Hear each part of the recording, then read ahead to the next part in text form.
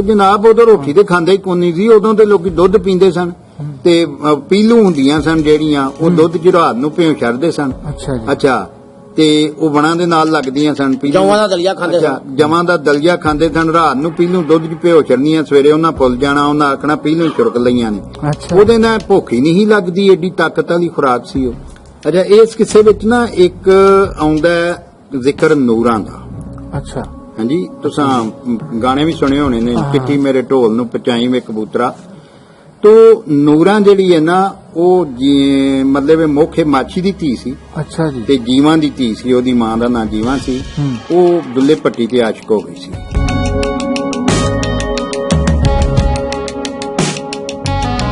ਉਹ ਵੀ ਨਾਲ ਨਾਲ ਚੱਲਦਾ ਹੈ। ਔਰ ਨੂਰਾਂ ਨੇ ਬੜਾ ਕੰਮ ਕੀਤਾ ਹੈ। ਹਾਂਜੀ, ਬਾਕਾਇਦਾ ਅੱਗੇ ਮੈਂ ਜਾ ਕੇ ਦੱਸਣਾ ਕਿ ਜਿਹੜੀ ਲੜਾਈ ਹੋਈ ਹੈ ਉਹਦੇ ਚ 500 ਜਨਾਨੀ ਨਾਲ ਲੈ ਕੇ ਮੁਗਲਾਂ ਨਾਲ ਲੜਦੀਆਂ ਰਹੀਆਂ ਨੇ ਜਦੋਂ ਗ੍ਰਿਫਤਾਰ ਹੋਈਆਂ ਨੇ। ਖੁੱਲਣਾ ਵੀ ਲੜ ਰਹੀ ਸੀ। ਹਾਂਜੀ, ਸਾਰੀਆਂ ਔਰਤਾਂ ਬਾਰ ਦੀਆਂ ਔਰਤਾਂ ਬਹੁਤ ਉਹ ਮਰਦਾਂ ਵਾਂਗਰ ਲੜਦੀਆਂ ਸਨ ਔਰ ਮਰਦਾਂ ਵਾਂਗਰ ਜਵਾਨ ਸਨ। ਹਾਂਜੀ, ਉਹ ਇਹ ਨਹੀਂ ਸਨ ਵੀ ਜਿਵੇਂ ਅੱਜ ਦੀਆਂ ਫੋਟੋ ਸਟੇਟ ਬੀਬੀਆਂ ਨੇ। ਉਹਦੇ ਜਨਾਬ ਕੜਛ ਜਵਾਨ ਹੁੰਦੀਆਂ ਸਨ। ਔਰ ਆਪਣੇ ਘੋੜੇ ਤੇ ਸੁੱਟ ਕੇ ਤੇ ਲੈਣ ਦਾ ਜਦੋਂ ਇੱਥੇ ਕਾਫਲੇ ਦੇ ਕੋਲ ਲਿਆਂਦਾ ਤੇ ਬੀਬੀਆਂ ਨੂੰ ਇਹਨੇ ਆਖਿਆ ਭਈ ਜਿਹੜੀ ਖਾਸ ਕਰ ਬਿਆਨ ਕਰਨ ਵਾਲੀ ਗੱਲ ਹੈ ਕਿ ਸਾਡੀ ਧਰਤੀ ਦੇ ਲੋਕ ਬੜੇ ਇੱਜ਼ਤਪਾਲ ਸਨ। ਉਹ ਜਨਾਨੀਆਂ ਨੂੰ ਜਨਾਬ ਉਹਨੇ ਇੱਕ ਪਾਸੇ ਬਾਤਾ, ਬੱਚਿਆਂ ਨੂੰ ਤੇ ਬੁੱਢਿਆਂ ਨੂੰ। ਔਰ ਆਪਣੀ ਫੌਜ ਨੂੰ ਆਖਿਆ ਕਿ ਇਹਨਾਂ ਨੂੰ ਬਿਲਕੁਲ ਕੁਝ ਨਹੀਂ ਆਖਣਾ। ਹਾਂਜੀ, ਇਹਨਾਂ ਦੀ ਇੱਜ਼ਤ ਕਰਨੀ ਹੈ।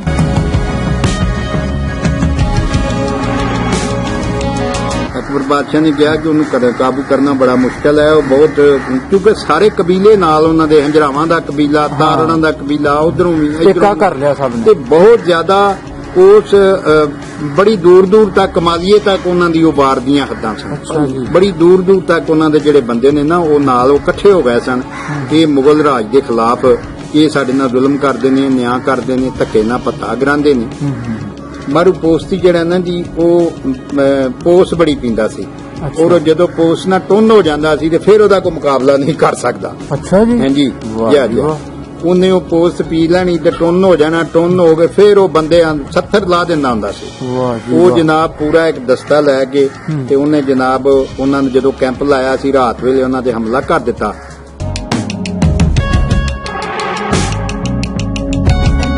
ਔਰ ਉਹਦੇ ਬਾਅਦ ਇਹ ਹਾਲ ਹੋਇਆ ਕਿ ਮਿਰਜ਼ਾ ਨਿਜ਼ਾਮ ਨੂੰ ਕਤਲ ਕਰ ਦੇਣ ਲੱਗਾ ਸੀ ਦੁੱਲਾ ਭੱਟੀ।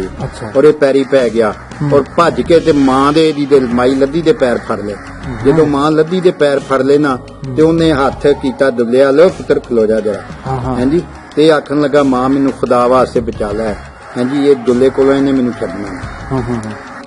ਉਹ ਫੈਕਟਰ ਇਹ ਸੀ ਕਿ ਅਕਬਰ ਬਾਦਸ਼ਾਹ ਨੇ ਦੀਨੇ ਇਲਾਈ ਜਿਹੜਾ ਹਾਂਜੀ ਉਹ ਕੱਢਿਆ। ਉਹਨੂੰ ਦੀਨੇ ਲਾਈ ਕੀ ਸੀ ਕਿ ਉਹ ਆਂਦਾ ਸੀ ਕਿ ਮੈਂ ਰੱਬ ਕੇ ਸਜਦਾ ਕਰਨਾ ਤੇ ਤੁਸੀਂ ਸਾਰੇ ਮੈਨੂੰ ਸਜਦਾ ਕਰੋ। ਉਹਦੇ ਜਿਹੜੇ ਸਨ 9 ਰਤਨ, ਹਾਂਜੀ, ਅਬੁਲ ਫਜ਼ਲ, ਫੈਜ਼ੀ, ਫਿਆਜ਼ੀ, ਟੋਡਰਮਲ, ਬੀਰਬਲ ਭੱਠ, ਇਸ ਤਰ੍ਹਾਂ ਦੇ ਉਹਦੇ 9 ਮੁੱਲਾਂ ਤੋਂ ਪਿਆਜ਼ਾ, ਇਹ ਸਾਰੇ ਜਿਹੜੇ ਸਨ ਨਾ ਇਹਨਾਂ ਚ 2 ਬੰਦੇ ਇਹਨੂੰ ਇਸ ਪਾਸੇ ਅਕਬਰ ਨੂੰ ਲਾਇਆ। ਅਨਪੜ੍ਹ ਆਦਮੀ ਸੀ। ਹਾਂਜੀ, ਇੱਕ ਦਿਨ ਸਕੂਲੇ ਨਹੀਂ ਸੀ ਗਿਆ ਅਕਬਰ ਜਿਹੜਾ।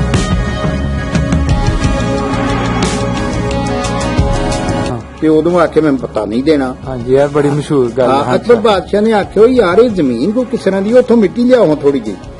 ਉੱਥੋਂ ਮਿੱਟੀ ਲਿਆ ਕੇ ਜੋ ਅਕਬਰ ਦੇ ਉਹ ਜਿੱਥੇ ਖਲੋਤਾ ਸੀ ਨਾ ਉਹਦੇ ਪੈਰਾਂ ਥੱਲੇ ਘੇਰ ਕੇ ਤੇ ਆਖਿਆ ਉਹ ਤੂੰ ਪਤਾ ਦੇਗਾ। ਤੇ ਉਹਨੇ ਆਖਿਆ ਮੈਂ ਨਹੀਂ ਦੇਣਾ। ਉਹਨਾਂ ਆਖਿਆ ਮਿੱਟੀ ਦਾ ਕਸੂਰ ਹੈ, ਇਹਦਾ ਕੋਈ ਕਸੂਰ ਨਹੀਂ। ਵਾਹ, ਮਿੱਟੀ ਪੰਜਾਬ ਦੀ ਹੈ। ਅੱਛਾ, ਇਹ ਪੰਜਾਬ ਦੀ ਮਿੱਟੀ ਜਿਹੜੀ ਹੈ ਨਾਬਰ ਹੈ। ਅੱਛਾ, ਔਰ ਸ਼ਾਹ ਹੁਸੈਨ ਨੇ ਤੇ ਬਕਾਇਦਾ ਇੱਕ ਕਾਫੀ ਚ ਵੀ ਲਿਖਿਆ ਕਿ ਕਹੇ ਹੁਸੈਨ ਫਕੀਰ ਸਾਈਂ ਦਾ ਤਖਤ ਨਾ ਮਿਲਦੇ ਮੰਗੇ ਕਿ ਤਖਤ ਜਿਹੜੇ ਨੇ ਖੋਣੇ ਪੈਂਦੇ ਨੇ। ਉਹ ਦੁੱਲੇ ਦਾ ਯਾਰ ਸੀ। ਜਦੋਂ ਉੱਥੇ ਫਾਂਸੀ ਲਾਉਣ ਲੱਗੇ ਉਸ ਜਗ੍ਹਾ ਦੇ ਉੱਤੇ ਮਤਲਬ ਇਹ ਹੈ ਕਿ ਉੱਥੇ ਮਲਕ ਅਲੀ ਕੋਤਵਾਲ ਸੀ ਲਾਹੌਰ ਦਾ। ਅੱਛਾ, ਇਹ ਧੌਣ ਨਹੀਂ ਨੀਵੀਂ ਕਰਦਾ ਕਿ ਬੜੀ ਅਕੜਾ ਕੇ ਧੌਣ ਰੱਖਦਾ ਹੈ। ਉਹਨਾਂ ਦੀ ਇਹ ਫੋਟੋ ਜਿਹੜੀ ਹੈ ਕਿਤਾਬ ਦੇ ਉੱਤੇ ਛਾਪੀ ਹੈ। ਹਾਂਜੀ, ਇਹਨੂੰ ਪਤਾ ਲੱਗਦਾ ਕਿ ਕੋਈ ਪੰਜਾਬੀ ਜੱਟ ਹੈ। ਹਾਂਜੀ, ਤੇ ਉਹਨਾਂ ਇਹ ਕੰਮ ਕੀਤਾ ਕਿ ਉਹ ਜਿਹੜਾ ਫਾਂਸੀ ਘਾਟ ਸੀ ਨਾ ਉੱਥੇ ਜਿਹੜਾ ਕਮਰਾ ਬਣਾਇਆ ਸੀ ਨਾ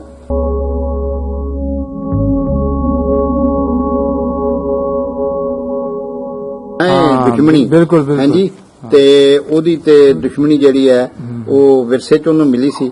ਉਹ ਫਿਰਦਾਰ ਉਹ ਵਹਿੰਦਾ ਸੀ ਪਿਆ ਉਸ ਵੇਲੇ ਬਹੁਤ ਹੀ ਭੈੜੇ ਹਾਲ ਚ ਸਨ ਜਦੋਂ ਇਹਨਾਂ ਇਹਨਾਂ ਦੇ ਪਿਓ ਤੇ ਦਾਦੇ ਨੂੰ ਤੇ ਉਹ ਹਾਂਜੀ, ਸਾਰਾ ਮਾਰਿਆ ਗਿਆ, ਫਾਂਸੀ ਜੀ, ਚਾੜ ਦਿੱਤਾ ਗਿਆ। ਹੋਰ ਵੀ ਬੜੇ ਜ਼ੁਲਮ ਮੁਗਲਾਂ ਨੇ ਇਹਨਾਂ ਦੇ ਕੀਤੇ, ਜੋ ਵੀ ਕਰ ਸਕਦੇ ਸਨ। ਔਰ ਇਹਨਾਂ ਦੇ ਡੰਗਰ ਬੱਚੇ ਵੀ ਬਾਲ ਕੇ ਲੈ ਗਏ, ਸਾਰਾ ਘਰ ਇਹਨਾਂ ਦੇ ਲੁੱਟ ਲਏ, ਉਜਾੜ ਦਿੱਤਾ ਇਹਨਾਂ ਨੂੰ। ਤੇ ਉਹ ਬੜੀ ਭੈੜੇ ਹਾਲ ਚ ਮਤਲਬ ਇਹ ਕੋਈ ਜ਼ਿੰਦਗੀ ਗੁਜ਼ਾਰ ਰਹੇ ਸਨ। ਲੇਕਿਨ ਇਹ ਹੌਲੀ ਹੌਲੀ ਦਿਨ ਜਿਹੜੇ ਨੇ ਚੱਲਦੇ ਰਹੇ ਅੱਗੇ। ਤੇ ਉਹਦੇ ਤੋਂ ਬਾਅਦ ਜਦੋਂ ਇਹ ਦੁੱਲਾ ਜਿਹੜਾ ਜ਼ਰਾ ਕੋ ਵੱਡਾ ਹੋਇਆ ਤੇ ਫਿਰ 11 ਸਤੰਬਰ 1564 ਨੂੰ ਦੁੱਲੇ ਦਾ ਜਿਹੜਾ ਵਿਆਹ ਹੈ ਉਹ ਫੁੱਲਰਾਂ ਨਾਲ ਹੋ ਗਿਆ, ਠੀਕ ਹੈ। ਆਪਣੇ ਮਾਮੇ ਦੀ ਧੀ ਨਾਲ। ਉਸ ਵੇਲੇ ਉਮਰ ਕੋਈ ਹੋਏਗੀ 18-20 ਸਾਲ? ਤਕਰੀਬਨ 16-17 ਸਾਲ ਸੀ ਉਮਰ। ਅੱਛਾ ਅੱਛਾ, ਹਾਂਜੀ। ਮਤਲਬ ਇਸ ਉਮਰ 'ਚ ਵਿਆਹ ਹੋ ਗਿਆ ਦਾ? ਹਾਂਜੀ, 15-16 ਸਾਰੇ 16-17 ਸਾਲ ਦੀ ਉਮਰ 'ਚ ਹੀ ਵਿਆਹ ਕਰ ਛੱਡਦੇ ਸਨ ਅੱਛਾ ਜੀ। ਉਸ ਵੇਲੇ। ਤੇ ਉਦੋਂ 16-17 ਸਾਲਾਂ ਦਾ ਕੜਛ ਜਵਾਨ ਹੋ ਜਾਂਦਾ ਸੀ। ਉਹ ਜਨਾਬ ਉਦੋਂ ਰੋਟੀ ਤੇ ਖਾਂਦੇ ਹੀ ਕੋਨੀ ਸੀ। ਉਦੋਂ ਤੇ ਲੋਕੀ ਦੁੱਧ ਪੀਂਦੇ ਸਨ ਤੇ ਪੀਲੂ ਹੁੰਦੀਆਂ ਸਨ ਜਿਹੜੀਆਂ, ਉਹ ਦੁੱਧ ਚ ਰਾਤ ਨੂੰ ਭਿਉਂ ਛੱਡਦੇ ਸਨ। ਅੱਛਾ ਜੀ। ਅੱਛਾ, ਤੇ ਉਹ ਵਣਾਂ ਦੇ ਨਾਲ ਲੱਗਦੀਆਂ ਸਨ। ਜਵਾਂ ਦਾ ਦਲੀਆ ਖਾਂਦੇ ਅੱਛਾ, ਜਵਾਂ ਦਾ ਦਲੀਆ ਖਾਂਦੇ ਸਨ। ਰਾਤ ਨੂੰ ਪੀਲੂ ਦੁੱਧ ਚ ਭਿਉ ਛੱਡਣੀਆਂ, ਸਵੇਰੇ ਉਹਨਾਂ ਭੁੱਲ ਜਾਣਾ, ਉਹਨਾਂ ਆਖਣਾ ਪੀਲੂ ਛੁਰਕ ਲਈਆਂ ਨੇ। ਅੱਛਾ। ਉਹਦੇ ਨਾਲ ਭੁੱਖ ਹੀ ਨਹੀਂ ਲੱਗਦੀ, ਏਡੀ ਤਾਕਤ ਵਾਲੀ ਖੁਰਾਕ ਸੀ ਉਹ। ਵਾਹ ਤੋ ਜੀ। ਉਸ ਵੇਲੇ ਤੇ ਦੁੱਧ ਹੀ ਪੀਣਾ ਤੇ ਜਾਂ ਕਿਤੇ ਵੇਲੇ ਕਵੇਲੇ ਕੋ ਕਟਾ ਵੱਛਾ ਕਰਕੇ ਹਲਾਲ ਤੇ ਗੋਸ਼ਤ ਵੀ ਨਿਰਾ ਹੀ ਖਾ ਛੱਡਣਾ। ਤੋ ਉਹ 15-16 ਸਾਲਾਂ ਚ ਵੀ ਬਹੁਤ ਕੜਛ ਜਵਾਨ ਹੋ ਜਾਂਦੇ ਸਨ। ਠੀਕ ਠੀਕ ਠੀਕ। ਹਾਂਜੀ ਹਾਂਜੀ। ਅੱਛਾ ਜੀ, ਵਿਆਹ ਹੋ ਜਾਂਦਾ ਇਹਨਾਂ ਦਾ ਜੀ ਜੀ ਆਪਣਾ ਫੁੱਲਰਾਂ ਬੀਬੀ ਨਾਲ? ਜੀ ਜੀ ਜੀ। ਅੱਛਾ, ਇਸ ਕਿੱਸੇ ਵਿੱਚ ਨਾ ਇੱਕ ਆਉਂਦਾ ਜ਼ਿਕਰ ਨੂਰਾਂ ਦਾ। ਅੱਛਾ। ਹਾਂਜੀ, ਤੁਸੀਂ ਗਾਣੇ ਵੀ ਸੁਣੇ ਹੋਣੇ ਨੇ, ਚਿੱਠੀ ਮੇਰੇ ਢੋਲ ਨੂੰ ਪਚਾਈ ਵੇ ਕਬੂਤਰਾ। ਤੋ ਨੂਰਾਂ ਜਿਹੜੀ ਹੈ ਨਾ, ਉਹ ਮਤਲਬ ਮੋਖੇ ਮਾਛੀ ਦੀ ਧੀ ਸੀ। ਅੱਛਾ ਜੀ। ਤੇ ਜੀਵਾਂ ਦੀ ਧੀ ਸੀ, ਉਹਦੀ ਮਾਂ ਦਾ ਨਾਂ ਜੀਵਾਂ ਸੀ। ਉਹ ਦੁੱਲੇ ਭੱਟੀ ਤੇ ਆਸ਼ਕ ਹੋ ਗਈ ਸੀ। ਅੱਛਾ। ਔਰ ਇਹ ਦੋਵੇਂ ਇੱਕ ਦੂਜੇ ਤੇ ਆਸ਼ਕ ਹੋ ਗਏ ਸਨ। ਲੇਕਿਨ ਜਦੋਂ ਦੁੱਲੇ ਦਾ ਵਿਆਹ ਹੋਇਆ ਤੇ ਉਹ ਬੜੇ ਮਿਹਣੇ ਛਣੇ ਮਾਰਦੀ ਰਹੀ। ਲੇਕਿਨ ਇਹ ਵੇ ਕਿ ਉਹਨੇ ਆਖਿਆ ਕਿ ਮੈਂ ਐਸੇ ਹਾਲਾਤ 'ਚ ਫਸਿਆ ਕਿ ਮੈਨੂੰ ਇਸ ਵੇਲੇ ਮਾਮਿਆਂ ਦੀ ਮਦਦ ਦੀ ਵੀ ਲੋੜ ਹੈ। ਹਾਂਜੀ, ਮੈਨੂੰ ਤੇ ਜਗ੍ਹਾ ਜਗ੍ਹਾ ਤੋਂ ਬੰਦਿਆਂ ਦੀ ਇਮਦਾਦ ਦੀ ਲੋੜ ਹੈ। ਅਗਰ ਮੈਂ ਨਾਨਕਿਆਂ ਦੇ ਸਾਕ ਤੋਂ ਇਨਕਾਰ ਕਰ ਦੇਣਾ ਤੇ ਮੇਰੀ ਪੂਰੀ ਢੇਰੀ ਗਵਾਚ ਜਾਏਗੀ, ਔਰ ਕੱਲ ਨੂੰ ਮੈਂ ਮੁਗਲਾਂ ਨਾਲ ਮੁਕਾਬਲਾ ਕਰਨਾ। ਵਾਹ ਜੀ ਵਾਹ। ਹਾਂਜੀ, ਉਹ ਫਿਰ ਉਹਨੇ ਨਾ ਮਤਲਬ ਜਦੋਂ ਇਹ ਸਾਰਾ ਸਿਲਸਿਲਾ ਨੂਰਾਂ ਜਿਹੜੀ ਹੈ ਨਾ ਜੀ, ਨੂਰਾਂ ਦਾ ਕਰੈਕਟਰ ਜਿਹੜਾ ਹੈ ਉਹ ਵੀ ਨਾਲ ਨਾਲ ਚੱਲਦਾ ਹੈ। ਔਰ ਨੂਰਾਂ ਨੇ ਬੜਾ ਕੰਮ ਕੀਤਾ ਹੈ। ਹਾਂਜੀ, ਬਾਕਾਇਦਾ ਅੱਗੇ ਮੈਂ ਜਾ ਕੇ ਦੱਸਣਾ ਕਿ ਜਿਹੜੀ ਲੜਾਈ ਹੋਈ ਹੈ ਉਹਦੇ ਚ 500 ਜ਼ਨਾਨੀ ਨਾਲ ਲੈ ਕੇ ਮੁਗਲਾਂ ਨਾਲ ਲੜਦੀਆਂ ਰਹੀਆਂ ਨੇ। ਜਦੋਂ ਗ੍ਰਿਫਤਾਰ ਹੋਈਆਂ ਨੇ, ਫੁੱਲਰਾਂ ਵੀ ਲੜ ਰਹੀ ਸੀ। ਹਾਂਜੀ, ਸਾਰੀਆਂ ਔਰਤਾਂ, ਬਾਹਰ ਦੀਆਂ ਔਰਤਾਂ ਬਹੁਤ, ਉਹ ਮਰਦਾਂ ਵਾਂਗਰ ਲੜਦੀਆਂ ਸਨ। ਕਿੰਨਾ ਜ਼ੋਰ ਰੱਖਦੇ ਔਰ ਮਰਦਾਂ ਵਾਂਗਰ ਜਵਾਨ ਸਨ। ਹਾਂਜੀ, ਉਹ ਇਹ ਨਹੀਂ ਸਨ ਵੀ ਜਿਵੇਂ ਅੱਜ ਦੀਆਂ ਫੋਟੋ ਸਟੇਟ ਬੀਬੀਆਂ ਨੇ। ਉਹ ਤੇ ਜਨਾਬ ਕੜਛ ਜਵਾਨ ਹੁੰਦੀਆਂ ਸਨ ਔਰ ਉਹ ਬਕਾਇਦਾ ਲੜਦੀਆਂ ਨਹੀਂ। ਅੱਛਾ ਜੀ, ਵਾਹ ਜੀ ਵਾਹ, ਕੀ ਬਾਤ। ਤੋ ਅੱਛਾ, ਉਹਦੇ ਨਾਲ ਨਾ ਜੀ ਫਿਰ ਇਹ ਹੋਇਆ ਕਿ ਜਦੋਂ ਇਹਦਾ ਵਿਆਹ ਹੋ ਗਿਆ ਨਾ ਜੀ 1564 ਚ, ਤੇ ਇਹਨੇ ਜਨਾਬ ਇਹਦਾ ਕੋਈ ਦੋਸਤ ਸੀ ਮਾਰੂ ਪੋਸਤੀ। ਅੱਛਾ। ਮਾਰੂ ਪੋਸਤੀ, ਇਹਦਾ ਹੋਰ ਵੀ ਸਨ, ਜਮਾਲ, ਕਮਾਲ ਤੇ ਲਾਂਬਾ ਤੇ ਇਸ ਤਰ੍ਹਾਂ ਹੀ ਮੋਖਾ ਮਾਛੀ ਤੇ ਇਸ ਤਰ੍ਹਾਂ ਦੇ ਯਾਰ ਸਨ ਸਾਰੇ। ਇਹਨੇ ਆਪਣੀ ਨਾ ਇੰਟੈਲੀਜੈਂਸ ਸੀ ਨਾ ਇੱਕ ਰੱਖੀ, ਖਬਰਾਂ ਰੱਖਦਾ ਸੀ ਵੀ ਖਬਰੀ ਰੱਖੇ ਸਨ। ਹਾਂਜੀ, ਤੋ ਇਹਨੂੰ 21 ਸਤੰਬਰ 1565 ਨੂੰ ਮਾਰੂ ਪੋਸਤੀ ਨੇ ਆ ਕੇ ਦੱਸਿਆ ਕਿ ਮੁਗਲਾਂ ਦਾ ਇੱਕ ਕਾਫਲਾ ਜਿਹੜਾ ਉਹ ਬੇਰੇ ਵੱਲੋਂ ਆ ਰਿਹਾ ਹੈ। ਹਾਂਜੀ, ਤੇ ਤਿਆਰ ਹੋ ਆ ਉਹਨੂੰ ਲੁੱਟੀਏ। ਹਾਂਜੀ, ਬਿਸਮਿਲ੍ਲਾ ਪੜੀਏ ਅਸੀਂ ਵੀ ਆਪਣਾ ਵੈਰ ਲੈਣ ਦੀ। ਹਾਂਜੀ, ਉਹ ਫਿਰ ਨਾ ਬੱਗਾ ਮਲਕੇਰਾ 14,000 ਦੀ ਡਾਲੀ ਲੈ ਕੇ ਉਸ ਵੇਲੇ ਸ੍ਰੀਨਗਰ ਤੋਂ ਆ ਰਿਹਾ ਸੀ। ਤੇ ਉਹ ਜਨਾਬ ਇਹਨਾਂ ਨੂੰ ਖਬਰ ਮਿਲੀ ਤੇ ਮੁਗਲਾਂ ਦਾ ਉਹ ਅਮੀਰ ਸੀ, ਕੋ ਮਸਾਹਿਬ ਸੀ, ਬੱਗਾ ਮਲਕੇਰਾ ਉਹਦਾ ਨਾਮ, ਉਹਦੀ ਕਮਾਨ ਚ ਆ ਰਿਹਾ ਸੀ ਉਹ ਕਾਫਲਾ। ਹਾਂਜੀ ਹਾਂਜੀ, ਉਹਦੀ ਕਮਾਨ ਚ ਕਾਫਲਾ ਆ ਰਿਹਾ ਸੀ। ਇਹਨੇ ਮਾਰੂ ਪੋਸਤੀ ਨੇ ਆ ਕੇ ਦੱਸਿਆ। ਇਹਨੇ ਆਖਿਆ ਆਪਣੇ ਬੰਦੇ, ਇਹਨਾਂ ਨਾ ਉਸ ਵੇਲੇ ਬੁਰਜ ਬਣਾਏ ਹੁੰਦੇ ਸਨ ਇਹ ਬਾਰ ਦੇ ਵਿੱਚ, ਉਹਨਾਂ ਦੇ ਉੱਤੇ ਬੰਦੇ ਬੈਠੇ ਹੁੰਦੇ ਹਨ। ਦੂਰਬੀਨਾਂ ਤੇ ਹੁੰਦੀਆਂ ਕੋਈ ਨਹੀਂ ਸਨ, ਲੇਕਿਨ ਉਹ ਦੂਰੋਂ ਆਉਂਦਿਆਂ ਨੂੰ ਵਹਿੰਦੇ ਵੁੰਦੇ ਸਨ। ਇਹ ਉਹ ਕਿਧਰੋਂ ਕੋ ਧੂੜ ਧੁੰਮਦੀ ਹੈ ਘੋੜਿਆਂ ਦੀ, ਧੂੜ ਧੁੰਮਣ ਦੇ ਨਾਲ ਅੰਦਾਜ਼ਾ ਲਾਉਂਦੇ ਸਨ ਕਿ ਜ਼ਿਆਦਾ ਘੋੜਿਆਂ ਦੀ ਧੂੜ ਧੁੰਮੀ ਵੀ ਕਾਫਲਾ ਆ ਰਿਹਾ। ਉਹ ਇੰਜ ਕਰਕੇ ਨਾ ਜਦੋਂ ਉਹਨੇ ਦੱਸਿਆ ਵੀ ਕਾਫਲਾ ਆ ਰਿਹਾ ਤੇ ਇਹਨਾਂ ਫਿਰ ਜਨਾਬ ਉਹਨਾਂ ਦਾ ਰਾਜਸ਼ਾਹ ਜਿਹੜਾ ਬੰਦੇ ਆਪਣੇ ਜਿਹੜੇ ਬੰਦੇ ਸਨ ਸਾਰੇ ਇਕੱਠੇ ਕਰਕੇ ਗਨਮੈਨ ਤੇ ਉਹ ਬਾ ਦਿੱਤੇ ਮੁਖਤਲਿਫ ਪਾਸੇ ਰਾਵਾਂ ਦੇ ਉੱਤੇ। ਕਿਉਂਕਿ ਦੋ ਤਰੀਕੇ ਸਨ ਕਿ ਜਾਂ ਚਨਾਜ ਵੜਦਿਆਂ ਫੜੋ ਜਾਂ ਚਨਾਜ ਚੋਂ ਨਿਕਲਦਿਆਂ ਫੜੋ। ਹਾਂਜੀ, ਕਿਉਂਕਿ ਜਦੋਂ ਬੰਦਾ ਦਰਿਆ ਪਾਰ ਕਰ ਰਿਹਾ ਹੁੰਦਾ ਨਾ ਉਦੋਂ ਉਹ ਅੱਧੇ ਜੀ ਪਿਛਾਂ ਅੱਧੇ ਗਾਂ। ਹਾਂਜੀ, ਉਹ ਜਦੋਂ ਦਰਿਆ ਪਾਰ ਕਰ ਰਹੇ ਸਨ ਇਹਨਾਂ ਆਖਿਆ ਕਿ ਇਹਨਾਂ ਨੂੰ ਇਸ ਵੇਲੇ ਫੜੋ। ਉਹ ਫਿਰ ਨਾ ਜੀ 23 ਫਰਵਰੀ 1565 ਨੂੰ ਇਹ ਦੁੱਲੇ ਨੇ ਆਪਣੇ ਸਾਥੀਆਂ ਦੇ ਨਾਲ ਨਾ ਹਮਲਾ ਕਰ ਦਿੱਤਾ ਉਹਨਾਂ ਤੇ। ਔਰ ਉਹ ਜਦੋਂ ਸਮਾਨ ਇੱਧਰ ਕਾਫੀ ਲੈ ਆਏ ਸਨ, ਕੁਝ ਪਿਛਾਂ ਸਨ ਆਲੀ, ਉਹ ਉਹਨਾਂ ਨੂੰ ਮਾਰ ਕੇ ਕੁੱਟ ਕੇ ਉਹਨਾਂ ਦਾ ਹਾਲ ਭੈੜਾ ਕਰਤਾ। ਬੱਗਾ ਮਲਕੇਰਾ ਜਿਹੜਾ ਉਹਨਾਂ ਦਾ ਲੀਡਰ ਸੀ, ਜਿਹੜਾ ਇਹਨਾਂ ਦਾ ਅਕਬਰ ਬਾਦਸ਼ਾਹ ਦਾ ਕੋ ਮਸਾਹਿਬ ਸੀ, ਜੀ ਜੀ, ਉਹ ਘੋੜੀ ਤੇ ਚੜ ਕੇ ਨੱਠਿਆ। ਦੁੱਲਾ ਉਹਦੇ ਮਗਰ ਘੋੜੀ ਤੇ ਚੜ ਕੇ ਨੱਠਿਆ ਔਰ ਇਹਨੇ ਪਿੱਛੇ ਕਾਫੀ ਦੂਰ ਜਾ ਕੇ ਤੇ ਉਹਨੂੰ ਘੇਰ ਲਿਆ। ਘੇਰ ਕੇ ਤੇ ਉਹਨੂੰ ਕੁੱਟ ਕੇ ਉਹਦਾ ਭੈੜਾ ਹਾਲ ਕਰ ਦਿੱਤਾ ਔਰ ਆਪਣੇ ਘੋੜੇ ਤੇ ਸੁੱਟ ਕੇ ਤੇ ਲੈਂਦਾ। ਜਦੋਂ ਇੱਥੇ ਕਾਫਲੇ ਦੇ ਕੋਲ ਲਿਆਂਦਾ ਤੇ ਬੀਬੀਆਂ ਨੂੰ ਇਹਨੇ ਆਖਿਆ ਭਈ, ਜਿਹੜੀ ਖਾਸ ਕਰ ਬਿਆਨ ਕਰਨ ਵਾਲੀ ਗੱਲ ਹੈ ਕਿ ਸਾਡੀ ਧਰਤੀ ਦੇ ਲੋਕ ਬੜੇ ਇੱਜ਼ਤਪਾਲ ਸਨ, ਉਹ ਜਨਾਨੀਆਂ ਨੂੰ ਜਨਾਬ ਉਹਨੇ ਇੱਕ ਪਾਸੇ ਬਾਤਾ, ਬੱਚਿਆਂ ਨੂੰ ਤੇ ਬੁੱਢਿਆਂ ਨੂੰ, ਔਰ ਆਪਣੀ ਫੌਜ ਨੂੰ ਆਖਿਆ ਕਿ ਇਹਨਾਂ ਨੂੰ ਬਿਲਕੁਲ ਕੁਝ ਨਹੀਂ ਆਖਣਾ। ਹਾਂਜੀ, ਇਹਨਾਂ ਦੀ ਇੱਜ਼ਤ ਕਰਨੀ ਹੈ। ਸਾਡਾ ਵੈਰ ਇਹਨਾਂ ਹਾਕਮਾਂ ਨਾਲ ਹੈ, ਇਹਨਾਂ ਬੀਬੀਆਂ ਨਾਲ ਨਹੀਂ, ਬੱਚਿਆਂ ਨਾਲ ਨਹੀਂ, ਬੁੱਢਿਆਂ ਨਾਲ ਨਹੀਂ। ਠੀਕ। ਉਹਨੇ ਜਨਾਬ ਉਹ ਇੱਕ ਪਾਸੇ ਬਾਤਾ। ਉੱਥੋਂ ਬੱਗੇ ਮਲਕੇਰੇ ਨੂੰ ਉਹਨੇ ਲੱਦ ਕੇ ਆਂਦਾ ਘੋੜੇ ਦੇ ਉੱਤੇ। ਉਹ ਜਦੋਂ ਇੱਥੇ ਲਿਆ ਕੇ ਸੁੱਟੀ ਉਹਦੀ ਥੱਲੇ, ਤੇ ਉਸ ਵੇਲੇ ਉਹ ਮਰ ਚੁੱਕਾ ਸੀ। ਔਰ ਉਹਨੇ ਉਹਦਾ ਸਿਰ ਲਾਇਆ, ਸਿਰ ਲਾ ਕੇ ਤੇ ਲਾਸ਼ ਜਿਹੜੀ ਆ ਉੱਥੇ ਹੀ ਦਫਨਾਤੀ। ਤੇ ਉਹਦੇ ਤੋਂ ਬਾਅਦ ਉਹ ਜਿਹੜੀਆਂ ਬੀਬੀਆਂ ਤੇ ਬੱਚੇ ਸਨ ਕੈਦ, ਉਹਨਾਂ ਨੂੰ ਵੀ ਆਖਣ ਲੱਗਾ ਕਿ ਘਰ ਆਓ। ਉਹਨਾਂ ਨੂੰ ਘਰ ਲੈ ਗਿਆ। ਘਰ ਜਾ ਕੇ ਉਹਨਾਂ ਨੂੰ ਰਾਤ ਰੱਖਿਆ, ਇੱਜ਼ਤ ਨਾਲ ਰੋਟੀ ਛੋਟੀ ਖਵਾ ਕੇ ਉਹਨਾਂ ਨੂੰ ਆਖਿਆ ਆਪਣਾ ਮੂੰਹ ਹੱਥ ਧੋਵੋ, ਇਹ ਵੋ। ਅਗਲੇ ਦਿਨ ਸਵੇਰੇ ਆਪਣੇ ਮੁਹਾਫਜ਼ਾਂ ਦੀ ਨਿਗਰਾਨੀ 'ਚ ਉਹਨਾਂ ਨੂੰ ਲਾਹੌਰ ਭੇਜ ਦਿੱਤਾ ਔਰ ਆਖਿਆ ਵੀ ਲਾਹੌਰ ਦੇ ਲਾਗੇ ਛੱਡ ਕੇ ਤੁਸੀਂ ਵਾਪਸ ਆ ਜਾਣਾ। ਤੋ ਉਹਨਾਂ ਨੂੰ ਇੱਜ਼ਤ ਨਾਲ ਰਵਾਨਾ ਕਰਤਾ। ਔਰ 2-3 ਦਿਨ ਬਾਅਦ ਹੀ ਉਹਨੇ ਮੀਦਾ ਖੱਤਰੀ ਸੀ ਇੱਕ, ਜਿਹੜਾ ਉਸ ਵੇਲੇ ਅਕਬਰ ਬਾਦਸ਼ਾਹ ਲਈ ਇੰਟੈਲੀਜੈਂਸ ਦਾ ਕੰਮ ਕਰਦਾ ਸੀ, ਜਸੂਸੀ ਦਾ ਕੰਮ ਕਰਦਾ ਸੀ। ਕਾਬਲੇ ਤਮਾਮ ਸਿਪਾਹ ਸਲਾਰ ਸੀ ਉਹਦਾ। ਨਹੀਂ, ਸਿਪਾਹ ਸਲਾਰ ਨਹੀਂ ਸੀ ਉਹ। ਮੀਦਾ ਖੱਤਰੀ ਜਿਹੜਾ ਸੀ ਉਹ ਜਸੂਸ ਸੀ। ਉਹ ਉੱਥੇ ਘੋੜੀ ਤੇ ਫਿਰਦਾ ਫੁਰਦਾ ਰਹਿੰਦਾ ਸੀ। ਉਹ ਸੂਹਾਂ ਲੈਂਦਾ ਰਹਿੰਦਾ ਸੀ ਕਿ ਅਕਬਰ ਬਾਦਸ਼ਾਹ ਦੇ ਖਿਲਾਫ ਕਿੱਥੇ ਕੋਈ ਗੱਲਬਾਤ ਚੱਲ ਰਹੀ ਹੈ, ਕੋਈ ਵਾਧਾ ਘਾਟਾ, ਕੋਈ ਰੌਲਾ ਰੱਪਾ। ਮੀਦੇ ਖੱਤਰੀ ਨੂੰ ਇਹਨੂੰ ਵੀ ਪਤਾ ਸੀ, ਦੁੱਲੇ ਨੂੰ।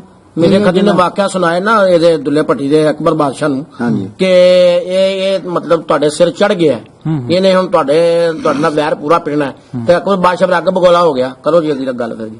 ਉਹ ਬਹਰਹਾਲ ਜਿਹੜਾ ਮੀਦਾ ਸੀ ਨਾ, ਉਹਨੂੰ ਇਹਨੇ ਲਾਸ਼ ਦਿੱਤੀ, ਉਹ ਜਿਹੜਾ ਸਿਰ ਦਿੱਤਾ ਉਹ ਖੁਰਜੀ 'ਚ ਪਾ ਕੇ ਉਹਨੂੰ ਆਖਿਆ ਕਿ ਮੇਰੇ ਵੱਲੋਂ ਜਾ ਕੇ ਤੋਹਫਾ ਦੇ ਦੀ ਅਕਬਰ ਬਾਦਸ਼ਾਹ।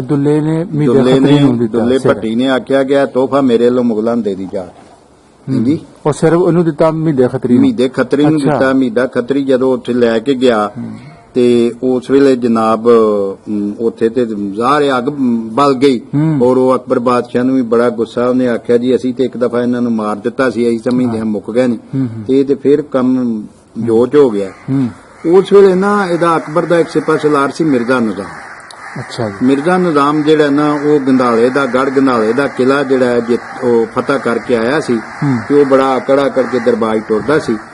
ਉਹਨੇ ਕਿਹਾ ਕਿ ਮਤਲਬ ਜੀ ਮੈਂ ਜਾਣਾ, ਹਾਂਜੀ, ਲੇਕਿਨ ਅਕਬਰ ਨੇ ਕਿਹਾ ਕਿ ਨਹੀਂ, ਪਹਿਲਾਂ ਉਹਨਾਂ ਦੀ ਤਾਕਤ ਦਾ ਪਤਾ ਕਰੀਏ, ਆਪਣੇ ਜਸੂਸ ਭੇਜੀਏ। ਉਹ ਫਿਰ ਇਹਨਾਂ ਨੇ ਆਪਣੇ ਜਿਹੜੇ ਨੇ ਨਾ ਕੋਈ 2 ਜਸੂਸ ਭੇਜੇ। ਜਸੂਸ ਜਿਹੜੇ ਭੇਜੇ ਉਹਨਾਂ ਨੂੰ ਆਖਿਆ ਕਿ ਤੁਸੀਂ ਇਹ ਕੰਮ ਕਰਨਾ ਹੈ ਕਿ ਉੱਥੇ ਇਹਨਾਂ ਦੀ ਤਾਕਤ ਦਾ ਹਿਸਾਬ ਲਾਣਾ ਹੈ, ਕਿਹੜੇ ਬੰਦੇ ਇਹਨਾਂ ਦੀ ਬਰਾਦਰੀ ਚੋਂ ਖਰੀਦੇ ਜਾ ਸਕਦੇ ਨੇ ਉਹਨਾਂ ਦਾ ਹਿਸਾਬ ਲਾਣਾ ਹੈ। ਔਰ ਇਹ ਸਾਰਾ ਕੁਝ ਤੁਸੀਂ ਵੇਖ ਵਾਖ ਕੇ ਵੇਖ ਚਾਹ ਕੇ ਤੇ ਮਤਲਬ ਇਹ ਤੇ ਫਿਰ ਸਾਡੇ ਕੋਲ ਆਉਣਾ ਹੈ ਔਰ ਆ ਕੇ ਸਾਨੂੰ ਸਾਰੀ ਸੂਰਤ-ਏ-ਹਾਲ ਉਹਨੇ ਚੈਲੰਜ ਲਿਆ ਸੀ ਅਕਬਰ ਬਾਦਸ਼ਾਹ ਸਾਹਮਣੇ ਕਿ ਜੇ ਮੈਂ ਦੁੱਲੇ ਭੱਟੀ ਦਾ ਕੜਾਕਾ ਨਾ ਕਰਨਾ ਤੇ ਮੈਨੂੰ ਤੂੰ ਕਤਲ ਕਰ ਦੇ। ਅੱਛਾ ਜੀ, ਹਾਂਜੀ, ਇਹ ਮਿਰਜ਼ਾ ਨਿਜ਼ਾਮ ਜੀ ਨੇ ਗੱਲ ਕਹੀ ਸੀ। ਅੱਛਾ, ਹਾਂਜੀ, ਠੀਕ। ਅੱਛਾ, ਦਾਵਾ ਕਰਕੇ ਗਿਆ। ਮੈਂ ਦੱਸਣਾ ਨਾ ਕਿ ਕਿਉਂਕਿ ਗੱਲ ਉਹ ਹੀ ਹੈ ਜਿਹੜੀ ਮੈਂ ਕਰ ਰਿਹਾ, ਥੋੜਾ ਮੁਖਤਲਿਫ। ਉਹਨੇ ਕਿਹਾ ਜੀ ਮੈਂ ਹਰ ਹਾਲ ਚ ਕਰਾਂਗਾ ਇਹਨੂੰ ਕਾਬੂ।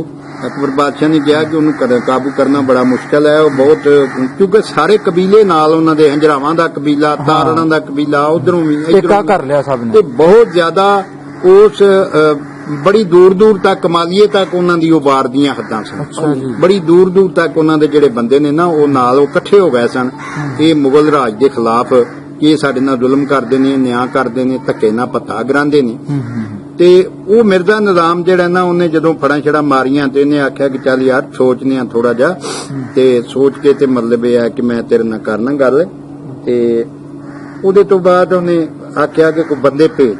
ਇਹਨੇ ਫਿਰ ਕੋਈ ਬੰਦੇ ਭੇਜੇ ਜਸੂਸ ਆਪਣੇ, ਉਹਨਾਂ ਜਾ ਕੇ ਸਾਰਾ ਸਰਵੇ ਕੀਤਾ। ਮੀਦੇ ਖੱਤਰੀ ਨੂੰ ਵੀ ਮਿਲੇ, ਹਾਂਜੀ, ਤੇ ਇਹ ਸਾਰਾ ਕਰ ਕੁਰ ਕੇ ਨਾ ਤੇ ਉਹਨਾਂ ਆ ਕੇ ਦੱਸਿਆ ਭਈ ਮਤਲਬ ਇਹ ਹੈ ਕਿ ਇਸ ਤਰ੍ਹਾਂ ਇੰਨੀ ਕੁ ਫੌਜ ਚਾਹੀਦੀ ਹੈ, ਹਾਂਜੀ, ਇੰਨੀ ਕੁ ਫੌਜ ਜਿਹੜੀ ਹੈ ਨਾ ਉਹ ਹੋਵੇ ਤੇ ਫਿਰ ਉਹਨਾਂ ਨੂੰ ਕਾਬੂ ਕੀਤਾ ਜਾ ਸਕਦਾ। ਜੀ ਉਹ ਫਿਰ ਤਕਰੀਬਨ 12,000 ਜਿਹੜੀ ਫੌਜ ਹੈ ਨਾ ਜੀ, ਉਹ ਦੇ ਕੇ ਮਿਰਜ਼ੇ ਨਿਜ਼ਾਮ ਜਿਹੜਾ ਨਾ ਇਹਨੇ 15 ਸਤੰਬਰ 1565 ਨੂੰ ਇਹ ਫੌਜਾਂ ਲੈ ਕੇ ਤੇ ਜਾ ਕੇ ਤੇ ਉਹ ਉੱਥੇ ਨਾ ਚਾਰ ਦੁਆਲੇ ਤੰਬੂ ਲਾ ਲਏ।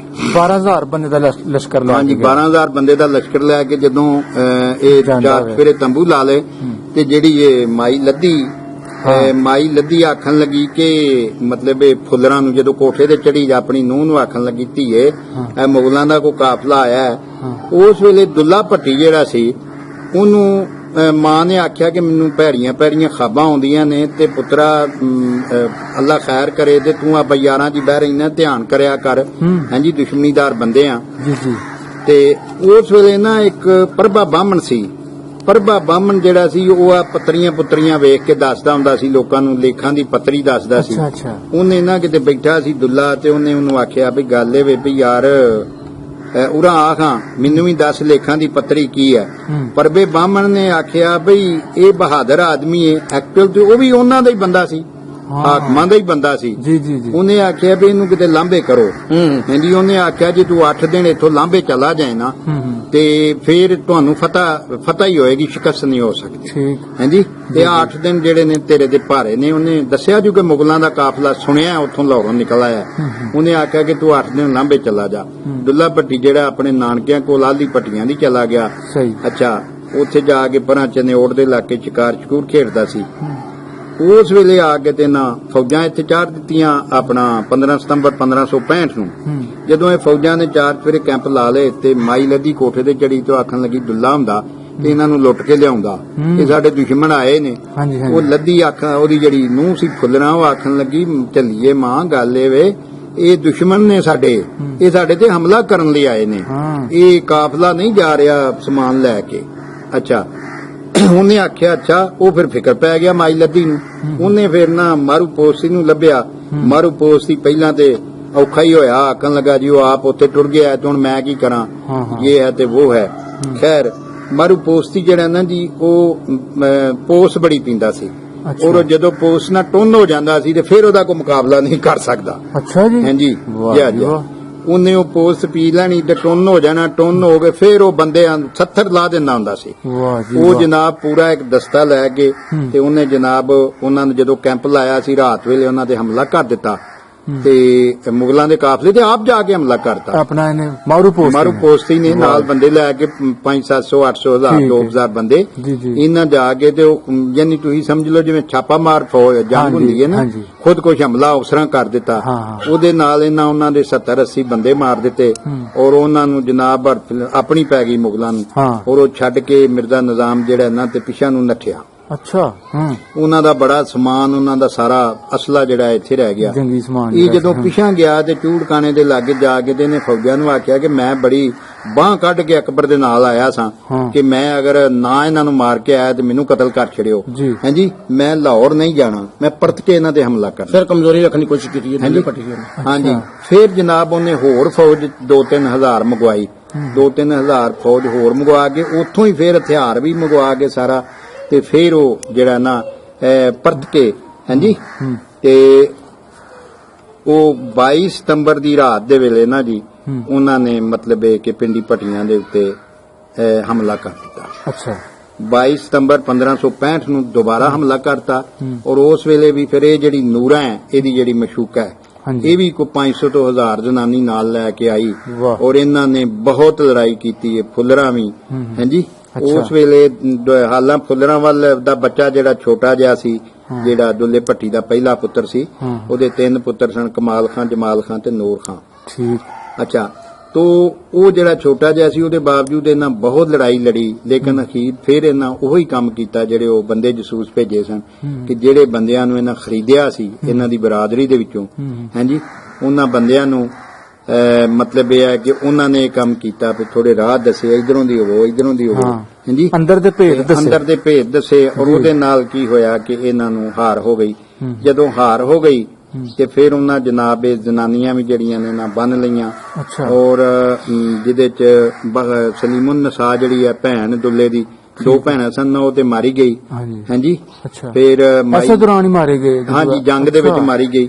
ਲੜਦੀਆਂ ਸਨ ਉਹ ਨਾਲ ਸਿੱਧੀਆਂ ਸਾਹਮਣੇ ਜੀ, ਜੀ। ਔਰ ਇਹਦੀ ਜਿਹੜੀ ਸੀ ਮਾਈ ਲੱਦੀ ਹਾਂ ਹਾਂਜੀ ਫਿਰ ਫੁੱਲਰਾਂ ਇਹਦੀ ਬੀਵੀ ਦੁੱਲੇ ਦੀ ਹਾਂ ਔਰ ਫਿਰ ਇਹਦੀ ਮਸ਼ੂਕ ਜਿਹੜੀ ਸੀ ਨੂਰਾਂ ਹਾਂ। ਹਾਂਜੀ ਇਹ ਬੀਬੀਆਂ ਸਾਰੀਆਂ ਉਹਨਾਂ ਗ੍ਰਿਫਤਾਰ ਕਰ ਲਈਆਂ ਅੱਛਾ ਔਰ ਇਹ ਗ੍ਰਿਫਤਾਰ ਕਰਕੇ ਤੇ ਮਤਲਬ ਇਹ ਹੈ ਕਿ ਉਹ ਰਵਾਨਾ ਹੋ ਗਏ। ਹੂੰ ਉਸ ਵੇਲੇ ਜ਼ਾਹਰ ਮਾਈ ਲੱਦੀ ਨੇ ਕੂਕਾਂ ਮਾਰੀਆਂ ਔਰ ਉਹਨੇ ਆਖਿਆ ਕਿ ਵੇਖੋ ਮਤਲਬ ਇਹ ਹੈ ਕਿ ਸਾਡੇ ਨਾਲ ਕੀ ਬਣਦਾ ਤੇ ਮੇਰਾ ਪੁੱਤਰ ਜਿਹੜਾ ਉਹ ਕਿੱਥੇ ਜਾ ਕੇ ਬਹਿ ਰਿਹਾ ਹੈ ਹਾਂਜੀ ਜਿੰਨੇ ਦੀ ਕਮਾਂਡ ਕਰਨੀ ਸੀ ਔਰ ਆਜ਼ ਆਊਟ ਹੋ ਗਿਆ। ਹਾਂਜੀ ਤੇ ਬਾਬਾ ਜੀ ਉਹ ਤੇ ਬੇਖਬਰ ਸੀ ਹਾਂਜੀ ਉਹਨੂੰ ਤੇ ਪਤਾ ਹੀ ਨਹੀਂ ਸੀ। ਜੀ ਅੱਛਾ ਉਹਦੇ ਵਿੱਚ ਨਾ ਜੀ ਮਾਰੂ ਪੋਸਤੀ ਵੀ ਉਸੇ ਹੀ ਜੰਗ 'ਚ ਮਾਰਿਆ ਗਿਆ। ਓਹੋ ਮਾਰੂ ਪੋਸਤੀ ਵੀ ਜਿਹੜਾ ਉਹਨੇ ਆਪਣੀ ਜਾਨ ਉੱਥੇ ਕੁਰਬਾਨ ਕਰਤੀ ਔਰ ਉਹਦੇ ਵਿੱਚ ਫਿਰ ਜਦੋਂ ਕੂਕਾਂ ਮਾਈ ਨੇ ਮਾਰੀਆਂ ਤੇ ਰੂੜਾ ਜੱਟ ਸੀ ਇੱਕ ਉਹ ਵੀ ਦੁੱਲੇ ਦਾ ਯਾਰ ਸੀ। ਜੀ ਉਹ ਫਿਰ ਨਾ ਘੋੜੇ ਤੇ ਚੜ ਕੇ ਤੇ ਭੱਜਿਆ ਉਹਨੇ ਜਾ ਕੇ ਤੇ ਜਦੋਂ ਉਹਨੇ ਉੱਥੇ ਲੱਗੇ ਤੇ ਨਾਨਕੇ ਸਨ ਕਿਹੜਾ ਦੂਰ ਸੀ ਜੀ। ਹਾਂਜੀ 10-20 ਮੀਲ ਇਹਦੇ ਨਾਨਕੇ ਇਹਦੇ ਵਾਸਤੇ ਘੋੜੇ ਵਾਸਤੇ ਕਿਹੜਾ ਮੁਸ਼ਕਲ ਹੁੰਦਾ ਉਹਨੇ ਲੈ ਕੇ ਜਾ ਕੇ ਨਾ ਬੀਬੀਆਂ ਨੂੰ ਮੈਂ ਮਾਰ ਛਣਾ ਜਾ ਜਾ ਤੇ ਜਾਂ ਜਿਹੜਾ ਵੇ ਨਾ ਇਹ ਇਹਨਾਂ ਨੇ ਨੰਗੇ ਸਿਰ ਅਕਬਰ ਬਾਦਸ਼ਾਹ ਦੇ ਹਜ਼ੂਰ ਪੇਸ਼ ਕਰਨਾ ਵੇ ਅੱਛਾ ਦਰਬਾਰ ਦੇ ਵਿੱਚ ਜੀ। ਇਹ ਸਾਡੇ ਪੰਜਾਬੀਆਂ ਦੀ ਸਾਡੀ ਧੀਆਂ ਭੈਣਾਂ ਦੀ ਬੜੀ ਲਾਦ ਹੋਣੀ ਹੈ ਜੀ ਜੀ ਜੀ ਤੇ ਇਹ ਗੱਲ ਬਾਰੇ ਚ ਨਹੀਂ। ਠੀਕ ਹਾਂਜੀ ਦੱਸੋ ਜੀ। ਅੱਛਾ ਉਹ ਜਨਾਬ ਜ਼ਾਹਰ ਹੈ ਉਹਨਾਂ ਜਦੋਂ ਕੈਦ ਕਰ ਲਈਆਂ ਵੇਖੋ ਨਾ ਜੀ ਇੱਥੇ ਕਰੈਕਟਰ ਹੈ ਕਿ ਜਦੋਂ ਦੁੱਲੇ ਭੱਟੀ ਨੇ ਇਹਨਾਂ ਦੀਆਂ ਬੀਬੀਆਂ ਨੂੰ ਇੱਜ਼ਤ ਨਾਲ ਘਰ ਲਿਆ ਕੇ ਰੋਟੀ ਖਵਾ ਕੇ ਰਾਤ ਰੱਖ ਕੇ ਅਗਲੇ ਦਿਨ ਇੱਜ਼ਤ ਨਾਲ ਰਵਾਨਾ ਕੀਤਾ ਹਾਂ ਹਾਂਜੀ ਜੀ ਜੀ ਲੇਕਿਨ ਉਹਨਾਂ ਧਾਰਮੀਆਂ ਦਾ ਜਿਹੜਾ ਰਵੱਈਆ ਸੀ ਸਾਡੇ ਨਾਲ ਪੰਜਾਬੀਆਂ ਨਾਲ ਉਹ ਇਹ ਸੀ ਕਿ ਇਹਨਾਂ ਨੇ ਇਹਨਾਂ ਬੀਬੀਆਂ ਦੇ ਸਿਰਾਂ ਤੋਂ ਲੀੜੇ ਲੱਥੇ ਔਰ ਇਹਨਾਂ ਨੂੰ ਮਤਲਬ ਇਹ ਹੈ ਕਿ ਇੰਤਹਾਈ ਬੇਅਦਬੀ ਦੇ ਨਾਲ ਉਹਨਾਂ ਨੂੰ ਬੇਇੱਜ਼ਤ ਕੀਤਾ ਹਿੱਕ ਕੇ ਅੱਗੇ ਮਤਲਬ ਹੋਰ ਵੀ ਬੀਬੀਆਂ ਸਨ ਖਾਨਦਾਨ ਦੀਆਂ ਇਹ ਸਾਰੇ ਬੰਦੇ ਵੀ ਜਿਹੜੇ ਕਾਬੂ ਆਏ ਉਹ ਸਾਰੇ ਤੇ ਉਹ ਲਈ ਜਾ ਰਹੇ ਸਨ ਤੇ ਉਰਾਂ ਆ ਕੇ ਰਾਹ ਦੇ ਵਿੱਚ ਪਿੰਡੀ ਲਾਲ ਖਾਂ ਇੱਕ ਜਗ੍ਹਾ ਦਾ ਨਾਂ ਸੀ ਉਹ ਲਾਲ ਖਾਂ ਭੱਟੀ ਸੀ ਇੱਕ ਉਹ ਵੀ ਦੁੱਲੇ ਦੀ ਬਰਾਦਰੀ ਸੀ ਜੀ ਹਾਂਜੀ ਉਹਦੇ ਕੋਲ ਜਦੋਂ ਆਏ ਤੇ ਇਹਨਾਂ ਨੇ ਨਾ ਮਿਰਜ਼ੇ ਨਿਜ਼ਾਮ ਨੇ ਉਹਨੂੰ ਆਖਿਆ ਕਿ ਇਹਨਾਂ ਬੰਦਿਆਂ ਦੇ ਰੋਟੀ ਪਾਣੀ ਦਾ ਇੰਤਜ਼ਾਮ ਕਰ ਹਾਂਜੀ ਸਾਰੇ ਲਸ਼ਕਰ ਦਾ ਉਹਨੇ ਜਦੋਂ ਵੇਖਿਆ ਨਾ ਵੀ ਕਾਫਲੇ ਦੇ ਲਾਗੇ ਜਾ ਕੇ ਤੇ ਇਹਨਾਂ ਸਾਡੀਆਂ ਬੀਬੀਆਂ ਕੈਦ ਕੀਤੀਆਂ ਨੇ ਉਹਨਾਂ ਆਖਿਆ ਜੀ ਮੈਂ ਆ ਬੀਬੀਆਂ ਨੂੰ ਪਹਿਲਾਂ ਛੱਡੋ ਤੇ ਫੇਰ ਰੋਟੀ ਪਾਣੀ ਦਾ ਕਰਾਂਗਾ। ਅੱਛਾ ਜੀ ਉਹਨੇ ਆਖਿਆ ਜੀ ਕਿ ਇਹਨਾਂ ਨੂੰ ਨਹੀਂ ਛੱਡ ਸਕਦਾ ਮੈਂ ਹਾਂਜੀ ਅਸੀਂ ਤੇਰੇ ਨਾਲ ਲੜਾਈ ਲੜਾਂਗੇ। ਉਹਨੇ ਆਖਿਆ ਲੜੋਗੇ ਤੇ ਬਿਸਮਿਲ੍ਲਾ ਮੈਂ ਵੀ ਤਿਆਰ ਹਾਂ।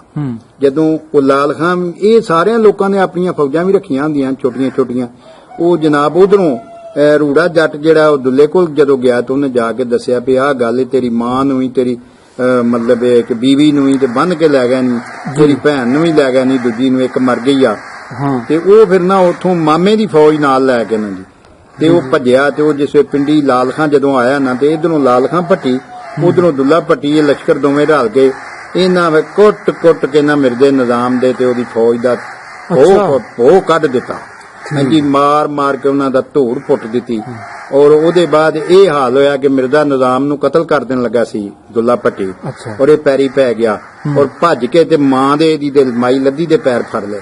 ਜਦੋਂ ਮਾਂ ਲੱਦੀ ਦੇ ਪੈਰ ਫੜ ਲਏ ਨਾ ਤੇ ਉਹਨੇ ਹੱਥ ਕੀਤਾ ਦੁੱਲਿਆ ਲੋ ਪੁੱਤਰ ਖਲੋ ਜਾ ਜਰਾ ਹਾਂਜੀ ਤੇ ਆਖਣ ਲੱਗਾ ਮਾਂ ਮੈਨੂੰ ਖੁਦਾ ਵਾਸਤੇ ਬਚਾ ਲੈ ਹਾਂਜੀ ਇਹ ਦੁੱਲੇ ਕੋਲੋਂ ਇਹਨੇ ਮੈਨੂੰ ਛੱਡਣਾ ਨਹੀਂ।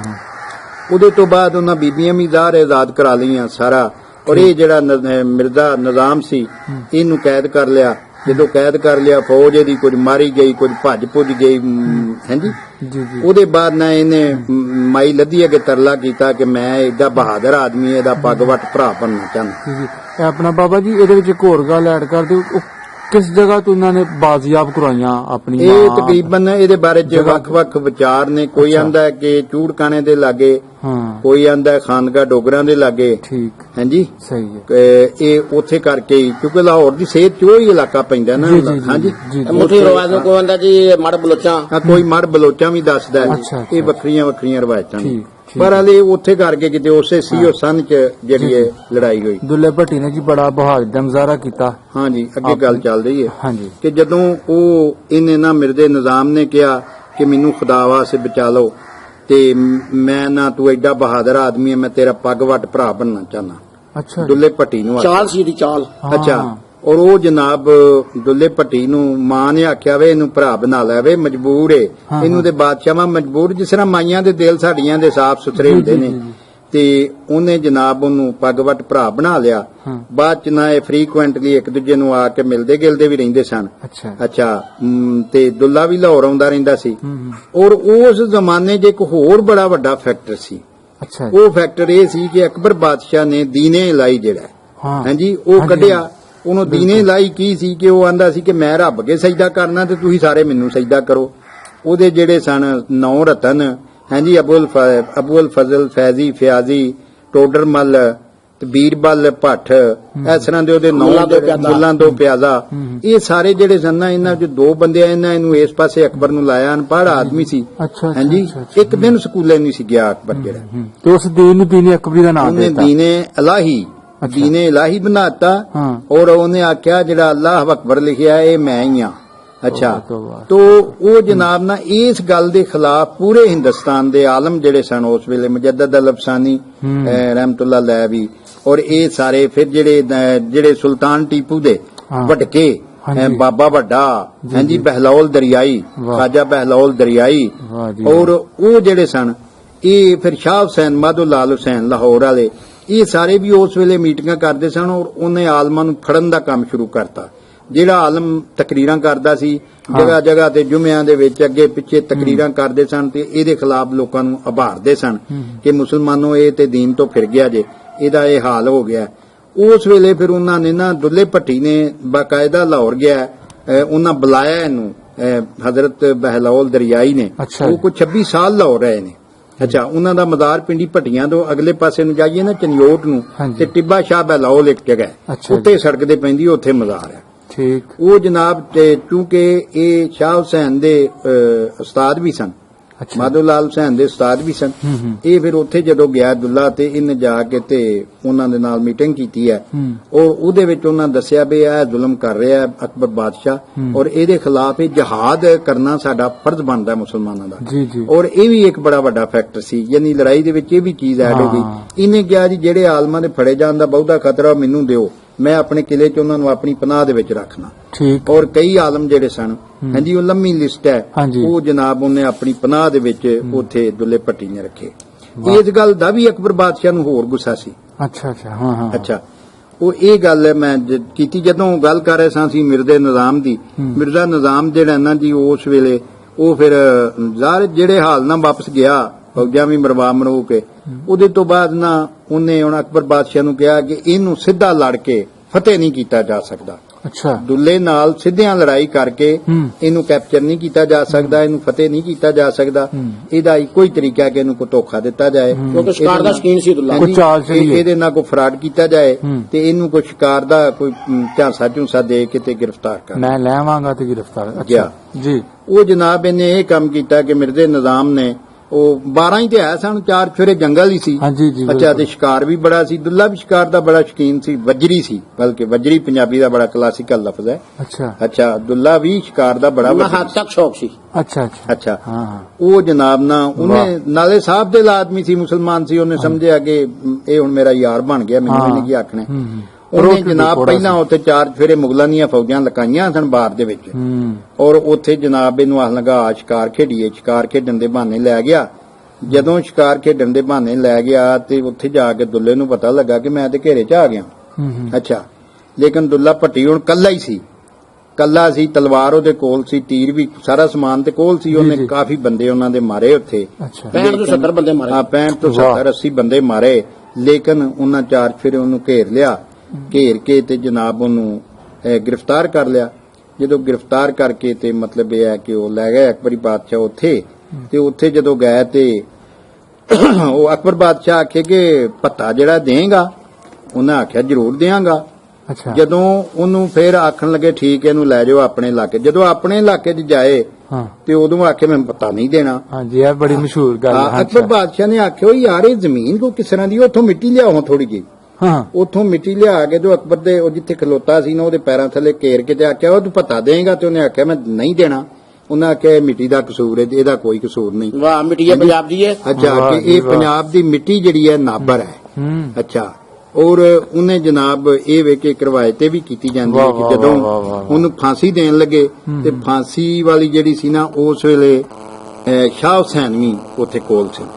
ਮਾਧੋ ਲਾਲ ਹੁਸੈਨ ਟੂਕੇ ਦੇ ਯਾਰ ਸਨ ਦੁੱਲੇ ਭੱਟੀ ਦੇ। ਜੀ, ਜੀ। ਹਾਂਜੀ, ਉਹ ਵੀ ਉੱਥੇ ਸਨ ਤੇ ਉੱਥੇ ਨਾ ਉਹ ਮਜਜ਼ੂਬ ਹਾਲਤ ਚ ਸਨ ਤੇ ਮਲਕ ਅਲੀ ਕੋਤਵਾਲ ਸੀ ਲਾਹੌਰ ਦਾ। ਅੱਛਾ, ਥੋੜੀ ਜੀ ਰੋਸ਼ਨੀ, ਸ਼ਾਹ ਹੁਸੈਨ ਜਿਹੜੇ ਸਨ ਉਸ ਵੇਲੇ ਮੁਅੱਲਮ ਸਨ, ਖਤੀਬ ਸਨ ਜਾਂ ਕੋਈ ਅੱਲਾ ਵਾਲੇ ਬੰਦੇ ਨਹੀਂ, ਉਹ ਅੱਲਾ ਵਾਲੇ ਦਰਵੇਸ਼ ਫਕੀਰ ਆਦਮੀ ਸਨ, ਮਜਜ਼ੂਬ ਦਰਵੇਸ਼। ਹਾਲਤ ਚ ਸਨ। ਅੱਛਾ, ਉਹ ਅੱਛਾ। ਕੋਈ ਮੌਲਵੀ ਮੌਲਵੀਆਂ ਦਾ ਕੰਮ ਨਹੀਂ ਸਨ ਕਰਦੇ। ਜੀ, ਅੱਛਾ ਜੀ। ਬੜੇ ਸੁਥਰੇ ਸ਼ਾਇਰ ਸਨ ਪੰਜਾਬੀ ਦੇ ਹਾਂ। ਔਰ ਦਰਵੇਸ਼ ਸਨ। ਔਰ ਇੱਕ ਹਿੰਦੂਆਂ ਦਾ ਮੁੰਡਾ ਸੀ ਮਾਧੋ, ਹਾਂ। ਉਹਦੇ ਤੇ ਉਹਨਾਂ ਦੀ ਦੋਸਤੀ ਸੀ। ਅੱਛਾ, ਔਰ ਅੱਛਾ। ਇੰਨੀ ਕੁ ਦੋਸਤੀ ਸੀ ਜੀ, ਕਿ ਜੀ। ਜਨਾਬ ਮਾਧੋ ਨੇ ਆਖਿਆ ਕਿ ਤੁਸੀਂ ਤੇ ਮੁਸਲਮਾਨਾਂ ਦੇ ਪੀਰ ਹੋ, ਕੱਲ ਨੂੰ ਤੁਹਾਡਾ ਲੋਕਾਂ ਨਾਂ ਲੈਣਾ, ਮੇਰਾ ਕਿੰਨੇ ਲੈਣਾ? ਹਾਂ। ਉਹਨਾਂ ਆਖਿਆ ਮਾਧੋ ਤੇਰਾ ਨਾਂ ਲੋਕੀ ਪਹਿਲਾਂ ਲੈਣ ਕਰਨਗੇ। ਅੱਜ ਵੀ ਵਾਹ। ਸਾਰੀ ਦੁਨੀਆ ਮਾਧੋ ਲਾਲ ਹੁਸੈਨ ਮਾਧੋ ਲਾਲ ਮਾਧੋ ਲਾਲ ਔਰ ਹੁਸੈਨ। ਜਿੱਥੇ ਉਹਨਾਂ ਦਾ ਮਜ਼ਾਰ ਹੈ ਵਾਹ, ਵਾਹ ਭਗਵਾਨਪੁਰੇ, ਜੀ ਵਾਹ। ਉੱਥੇ ਵੀ ਅੰਦਰ ਵੜਦਿਆਂ ਸਾਰ ਮਾਧੋ ਦੀ ਕਬਰ ਹੈ। ਪਹਿਲਾਂ ਮਾਧੋ ਦੀ ਕਬਰ ਤੇ ਸ਼ਾਹ ਹੁਸੈਨ ਆਖਿਆ ਦੁਆ ਕਰਕੇ ਤੇ ਮੇਰੇ ਵੱਲ ਆਇਆ ਜੇ। ਹਾਂਜੀ, ਇਸ ਤਰ੍ਹਾਂ ਅੰਦਰ ਵੜੀਦਾ ਤੇ ਇੱਥੇ ਕਰਕੇ ਬੂਹਾ, ਇੱਥੇ ਸਾਹਮਣੇ ਮਾਧੋ ਦੀ ਕਬਰ ਹੈ, ਉੱਥੋਂ ਦੁਆ ਕਰਕੇ ਤੇ ਇਸ ਪਾਸੇ ਸ਼ਾਹ ਹੁਸੈਨ ਦੀ ਕਬਰ ਹੈ। ਸ਼ਾਹ ਹੁਸੈਨ ਦੇ ਸ਼ੇਰ ਹੈ ਉਰਦੂ ਦੇ ਵਿੱਚ। ਔਰ ਸ਼ਾਹ ਹੁਸੈਨ ਨੇ ਤੇ ਬਕਾਇਦਾ ਇੱਕ ਕਾਫੀ ਚ ਵੀ ਲਿਖਿਆ ਕਿ ਕਹੇ ਹੁਸੈਨ ਫਕੀਰ ਸਾਈਂ ਦਾ ਤਖਤ ਨਾ ਮਿਲਦੇ ਮੰਗੇ, ਕਿ ਤਖਤ ਜਿਹੜੇ ਨੇ ਖੋਣੇ ਪੈਂਦੇ ਨੇ। ਉਹ ਦੁੱਲੇ ਦਾ ਯਾਰ ਸੀ। ਜਦੋਂ ਉੱਥੇ ਫਾਂਸੀ ਲਾਣ ਲੱਗੇ ਉਸ ਜਗ੍ਹਾ ਦੇ ਉੱਤੇ ਮਤਲਬ ਇਹ ਹੈ ਕਿ ਉੱਥੇ ਮਲਕ ਅਲੀ ਕੋਤਵਾਲ ਸੀ ਲਾਹੌਰ ਦਾ। ਅੱਛਾ, ਉਹ ਕੋਤਵਾਲ ਨੇ ਨਾ ਤੇ ਸ਼ਾਹ ਹੁਸੈਨ ਕੱਢਣ ਗਾਲਾਂ ਉਹਨੂੰ। ਜਦੋਂ ਗਾਲਾਂ ਕੱਢਣ ਉਹਨੇ ਆਖਿਆ ਕਿਹੜਾ ਏ ਫਜ਼ੂਲ ਗੱਲਾਂ ਬਕਵਾਸ ਕਰਦਾ, ਇਹ ਬੋਲ ਲਟ ਪਟ। ਉਹਨੇ ਆਖਿਆ ਜਾ ਓਏ ਫਾਂਸੀ ਜੋ ਗਿਆ, ਮੈਨੂੰ ਮੇਰੇ ਯਾਰ ਨੂੰ ਫਾਂਸੀ ਲਾ ਦੇਣ ਲੱਗਾ। ਸ਼ਾਹ ਹੁਸੈਨ ਨੇ ਆਖਿਆ ਕਿ ਜਾ ਫਾਂਸੀ ਜੋ ਗਿਆ, ਮੇਰੇ ਯਾਰ ਨੂੰ ਫਾਂਸੀ ਲਾ ਦੇਣ ਲੱਗਾ। ਤੇ ਜਨਾਬ ਉਹਨੇ ਨਾ ਬੰਦਿਆਂ ਸਿਪਾਹੀਆਂ ਨੂੰ ਆ ਕੇ ਸ਼ਾਹ ਹੁਸੈਨ ਨੂੰ ਤੋਂ ਬਾਹਰ ਕੱਢਣ ਦੀ ਕੋਸ਼ਿਸ਼ ਕੀਤੀ। ਤੇ ਬਾਅਦ ਚ ਇਹ ਹੋਇਆ ਕਿ ਅਕਬਰ ਬਾਦਸ਼ਾਹ ਨੇ ਕਿਹਾ ਸੀ ਕਿ ਫਾਂਸੀ ਲਾਉਣ ਵੇਲੇ ਦੁੱਲਾ ਜੋ ਵੀ ਕਲਾਮ ਕਰੇ ਨਾ, ਉਹ ਸਾਰਾ ਤੁਸਾਂ ਐਗਜ਼ੈਕਟ ਮੈਨੂੰ ਲਿਖ ਕੇ ਭੇਜਣਾ ਹੈ। ਮੈਨੂੰ ਐਗਜ਼ੈਕਟ ਉਹ ਲਿਖ ਕੇ ਭੇਜਣਾ ਹੈ। ਤੇ ਅੱਛਾ ਉਹਨੇ ਆਖਿਆ ਕਿ ਮਤਲਬ ਇਹ ਹੈ ਕਿ ਜੋ ਇਹ ਕਲਾਮ ਕਰੇ ਨਾ, ਉਹ ਤੁਸਾਂ ਮੈਨੂੰ ਐਗਜ਼ੈਕਟ ਲਿਖ ਕੇ ਭੇਜਣਾ ਹੈ। ਅੱਛਾ, ਦੁੱਲੇ ਭੱਟੀ ਨੇ ਮੁਗਲਾਂ ਨੂੰ 9-9 ਕਰੋੜ ਗਾਲ ਕੱਢੀ। ਉਹਨੇ ਐਗਜ਼ੈਕਟ ਸਾਰੀਆਂ ਉਸ ਤਰ੍ਹਾਂ ਹੀ ਨੰਗੀਆਂ ਨੇਤਰੀਆਂ ਗਾਲਾਂ ਜਿਹੜੀਆਂ ਨੇ ਨਾ, ਉਹ ਮਲਕ ਅਲੀ ਕੋਤਵਾਲ ਨੇ ਉਸ ਤਰ੍ਹਾਂ ਹੀ ਲਿਖ ਕੇ ਆਪਣੇ ਵੱਲੋਂ ਵਫਾਦਾਰੀ ਦਾ ਸਬੂਤ ਦੇਣ ਲੱਗਾ। ਜਦੋਂ ਉੱਥੇ ਉਹ ਪੂਰੀਆਂ ਗਾਲਾਂ ਦੀ ਗਰਦਾਨ ਗਈ, ਅਕਬਰ ਬਾਦਸ਼ਾਹ ਉੱਥੇ ਕਿਤੇ ਦੋਸਤਾਂ 'ਚ ਬੈਠਾ ਸੀ, ਉਹਦਾ ਪਤਾ ਨਹੀਂ ਕੋਈ ਮਜ਼ਾਜ ਖਰਾਬ ਹੋਇਆ ਸੀ, ਗੁੱਸੇ 'ਚ ਸੀ। ਉਹਨੇ ਵੇਖਿਆ ਤੇ ਉਹ ਗਾਲਾਂ ਹੀ ਗਾਲਾਂ ਕੱਢੀਆਂ। ਉਹ ਆਂਦਾ ਕਿ ਮਲਕ ਅਲੀ ਕੋਤਵਾਲ ਦੀ ਇਹ ਜੁਰਤ ਕਿ ਮੇਰੇ ਨਾਲ ਇਸ ਤਰ੍ਹਾਂ ਬਦਕਲਾਮੀ ਕਰੇ, ਉਹਨੂੰ ਉਸੇ ਜਗ੍ਹਾ ਤੇ ਫਾਂਸੀ ਲਾਇਆ ਜਾਏ। ਕਿਉਂਕਿ ਸ਼ਾਹ ਹੁਸੈਨ ਨੇ ਕਿਹਾ ਸੀ ਕਿ ਜਾ ਫਾਂਸੀ ਜੋ ਗਿਆ, ਮੇਰੇ ਯਾਰ ਨੂੰ ਫਾਂਸੀ ਲਾ ਦੇ। ਵਾਹ ਵਾਹ, ਅੱਲਾ ਦਾ ਬੰਦਾ ਸੀ, ਫਕੀਰ ਆਦਮੀ। ਔਰ 3 ਦਿਨ ਬਾਅਦ ਸੱਚੀ ਹੋਣੀ ਸੀ ਉਹ ਗੱਲ ਪੂਰੀ। 3 ਦਿਨ ਬਾਅਦ ਉਸੇ ਜਗ੍ਹਾ ਤੇ ਉਸ ਮਲਕ ਅਲੀ ਕੋਤਵਾਲ ਨੂੰ ਫਾਂਸੀ ਲਾਈ ਗਈ। ਹਾਂਜੀ, ਇੱਕ ਇਹ ਵੀ ਹੈ ਕਿ ਜਦੋਂ ਉਹਨੂੰ ਫਾਂਸੀ ਲਾਣ ਲੱਗੇ ਤੇ ਦੁੱਲੇ ਭੱਟੀ ਨੂੰ ਆਖਿਆ ਕਿ ਇਹ ਨਾ ਧੌਣ ਨਹੀਂ ਨੀਵੀਂ ਕਰਦਾ। ਹਾਂਜੀ, ਇਹ ਧੌਣ ਨਹੀਂ ਨੀਵੀਂ ਕਰਦਾ, ਕਿ ਬੜੀ ਅਕੜਾ ਕੇ ਧੌਣ ਰੱਖਦਾ ਹੈ। ਵੇਖੋ ਨਾ ਜੀ, ਇਹ ਫੋਟੋ ਜਿਹੜੀ ਹੈ ਕਿਤਾਬ ਦੇ ਉੱਤੇ ਛਾਪੀ ਹੈ। ਹਾਂਜੀ, ਇਹਨੂੰ ਪਤਾ ਲੱਗਦਾ ਕਿ ਕੋਈ ਪੰਜਾਬੀ ਜੱਟ ਹੈ। ਹਾਂਜੀ, ਤੇ ਉਹਨਾਂ ਇਹ ਕੰਮ ਕੀਤਾ ਕਿ ਉਹ ਜਿਹੜਾ ਫਾਂਸੀ ਘਾਟ ਸੀ ਨਾ, ਉੱਥੇ ਜਿਹੜਾ ਕਮਰਾ ਬਣਾਇਆ ਸੀ ਨਾ, ਉਹਦੇ ਮਤਲਬ ਇਹ ਹੈ ਕਿ ਉਹਦੀ ਨਾ ਛੋਟੀ ਜੀ ਬਾਰੀ ਬਣਾਤੀ ਕਿ ਬਾਰੀ ਦੇ ਵਿੱਚ ਨਾ ਧੌਣ ਨੀਵੀਂ ਕਰਕੇ ਅੰਦਰ ਵੜੇਗਾ। ਯਾਨੀ ਇਹ ਬਾਦਸ਼ਾਹ ਕਿਸ ਤਰ੍ਹਾਂ ਦੀਆਂ ਇਹ ਹਰਾਮਜ਼ਦਗੀਆਂ ਕਰਦੇ ਸੀ। ਅੱਛਾ, ਉਹਨੇ ਜਨਾਬ ਇਹ ਕੰਮ ਕੀਤਾ ਅਬਦੁੱਲੇ ਨੇ ਕਿ ਪਹਿਲਾਂ ਲੱਤਾਂ ਵਾੜੀਆਂ ਸਨ, ਧੌਣ ਆਪਣੀ ਨੀਵੀਂ ਨਹੀਂ ਹੋਣ ਦਿੱਤੀ ਮੁਗਲਾਂ ਦੇ ਸਾਹਮਣੇ। ਵਾਹ, ਹਾਂਜੀ, ਔਰ ਇਹੀ ਉਹਦੀ ਕ੍ਰੈਡੀਬਿਲਿਟੀ ਸੀ ਕਿ ਉਸ ਜਣੇ ਦੇ ਪੁੱਤਰ ਨੇ ਆਖਰੀ ਦਮ ਤੱਕ ਉਹਨੇ ਆਖਿਆ ਸਿਰ ਮੁਗਲਾਂ ਦੇ ਅੱਗੇ ਨੀਵਾਂ ਨਹੀਂ ਹੋ ਸਕਦਾ। ਔਰ ਉਹ ਫੜ ਕੇ ਤੇ ਉਹਨੂੰ ਜਿਸ ਵੇਲੇ ਉੱਥੇ ਲੈ ਗਏ ਤੇ ਉਸ ਜਗ੍ਹਾ ਦੇ ਉੱਤੇ 1599 ਚ ਉਹਨੂੰ, ਹਾਂਜੀ, ਜਿੱਥੇ ਹੁਣ ਲੰਡਾ ਬਾਜ਼ਾਰ ਹੈ ਲਾਹੌਰ ਦਾ, ਇਹਦੇ ਲਾਗੇ ਮਹੱਲਾ ਨਖਾਸ ਸੀ, ਉਸ ਜਗ੍ਹਾ ਤੇ 1599 ਚ ਦੁੱਲੇ ਭੱਟੀ ਨੂੰ ਫਾਂਸੀ ਦੇ ਦਿੱਤੀ ਗਈ।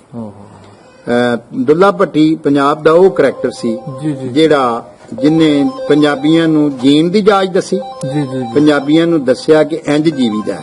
ਹਾਂਜੀ, ਤੇ ਉਹਨੇ ਜੀ ਕੇ ਦੱਸਿਆ ਵੀ ਔਰ ਵਿਖਾਇਆ ਵੀ। ਔਰ ਇਹ ਉਹ ਕਰੈਕਟਰ ਹੈ ਜਿਹੜਾ ਸਦੀਆਂ ਤੋਂ ਯਾਦ ਕੀਤਾ ਜਾ ਰਿਹਾ ਔਰ ਯਾਦ ਕੀਤਾ ਜਾਂਦਾ ਰਹੇਗਾ।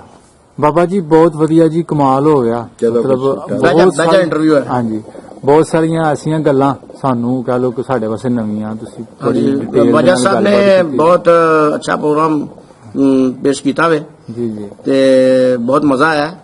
ਤੇ ਇਹਦੇ ਵਿੱਚ ਮੇਰੇ ਕੋਲ ਸ਼ੇਰ ਯਾਦ ਆਏ ਸ਼ਾਹ ਹੁਸੈਨ ਦੇ, ਉਰਦੂ ਚ ਨਾ ਸ਼ੇਰ ਕਹੇ ਨੇ, ਉਹ 2-4 ਸ਼ੇਰ ਨੇ, ਮਤਲਬ ਸੁਣਾਵਾ। ਉਹਨਾਂ ਨੇ ਆਖਿਆ ਸੁਣ ਰਹੀ ਪਗਲੀ ਮੂੰਦ ਨਾ आंखें समय गुजरता जाए ये दुनिया 2-4 दिनों की अंत कोई ना पाए वाह दौलत दुनिया रूप जवानी डलते बढ़ते साए हाँ शाह हुसैन अब क्यों ना बेचारा अल्लाह के गुन गाए वाह जी वाह वाह वाह